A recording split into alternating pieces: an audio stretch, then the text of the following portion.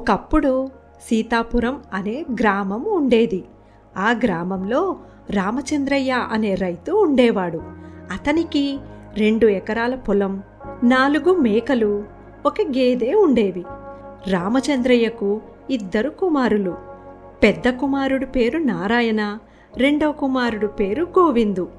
నారాయణ స్వార్థపరుడు, కాస్త తెలివైనవాడు. గోవిందు మాత్రం అమాయకంగా ఉండేవాడు. ఇలా ఉండగా హఠాత్తుగా రామచంద్రయ్యకు జబ్బు చేస్తుంది. కొడుకులిద్దరినీ పిలిచి ఉన్నదేదో చెరి సమానంగా పంచుకోండి అని చెప్పి చనిపోతాడు. ఉన్న 2 ఎకరాల్లో చెరొక ఎకరం, 4 మేకల్లో చెరి 2 మేకలు పంచుకుంటారు నారాయణ, గోవిందు. కానీ ఉన్న 1 గేదెని ఎలా పంచుకోవాలో అర్థం కాదు. అప్పుడు నారాయణ, ఉన్న 1 గేదెను కోసి పంచుకోలేం కదా, కాబట్టి ముందు సగం నీకు, వెనుక సగం నాకు అని గోవిందుతో అంటాడు. నారాయణ ఎత్తుగడ అర్థమవ్వని అమాయకుడైన గోవిందు అన్న చెప్పిన దానికి ఒప్పుకుంటాడు. మరుసటి రోజు గేదెకు దాణా పెట్టే సమయం అవ్వగానే, గోవిందు, ముందు సగం నీది కాబట్టి గేదెకు దాణా నువ్వే పెట్టాలి అని అంటాడు నారాయణ. గోవిందు సరే అని నీళ్లు, ఆహారం అందిస్తాడు గేదెకు. తరువాత నారాయణ గేదె పాలు పిండుకుంటాడు. అప్పుడు గోవిందు సగం పాలు నాకు ఇవ్వు అని అడగగానే, గేదె వెనుక సగం నా వాటా, అంటే పాలు కూడా నావే, నీకెందుకు ఇస్తాను అని అంటాడు నారాయణ. అప్పుడు నారాయణ చేసిన మోసం అర్థం చేసుకుంటాడు గోవిందు. అన్నను ఏమనాలో అర్థం కాక అలాగే ఉండిపోతాడు. అలా రోజు గేదెకు ఆహారం అందించే ఖర్చు గోవిందుది అవ్వగా, గేదె పాలు పేడ అమ్మగా వచ్చిన లాభం మాత్రం నారాయణది అయ్యింది.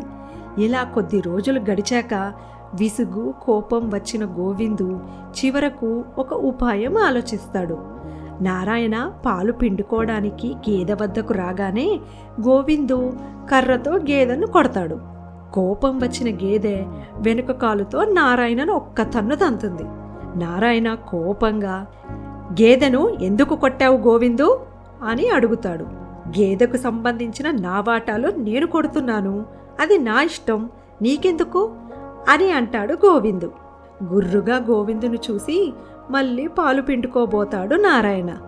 గోవిందు మళ్ళీ గేదెను కర్రతో కొట్టగా గేదె మళ్ళీ కాళ్ళ వద్ద ఉన్న నారాయణను తంతుంది. తనను పాలు పిండకుండా కావాలని గోవిందు ఇలా చేస్తున్నాడని నారాయణకి అర్థమవుతుంది. చేసేది లేక మౌనంగా వెళ్ళిపోతాడు నారాయణ. మరునాడు నారాయణ మళ్ళీ పాలు పిండడానికి ప్రయత్నించగా గోవిందు మళ్ళీ అలాగే చేస్తాడు. ఇలాగైతే కుదరదని అనుకున్న నారాయణ, చూడు గోవిందు, మన మధ్య తగాదాలు వద్దు, ఈ రోజు నుండి గేదెకు పెట్టే దాణా ఖర్చు చెరిసగం, పాలు పేడ ద్వారా వచ్చే లాభం చెరిసగం తీసుకుందాం అని అంటాడు నారాయణ. అన్నకు బుద్ధి చెప్పి దారికి తెచ్చుకున్న గోవిందు సరే అని ఒప్పుకుంటాడు. ఆ రోజు నుండి అన్నదమ్ములిద్దరూ కలిసిమెలిసి సంతోషంగా జీవిస్తారు.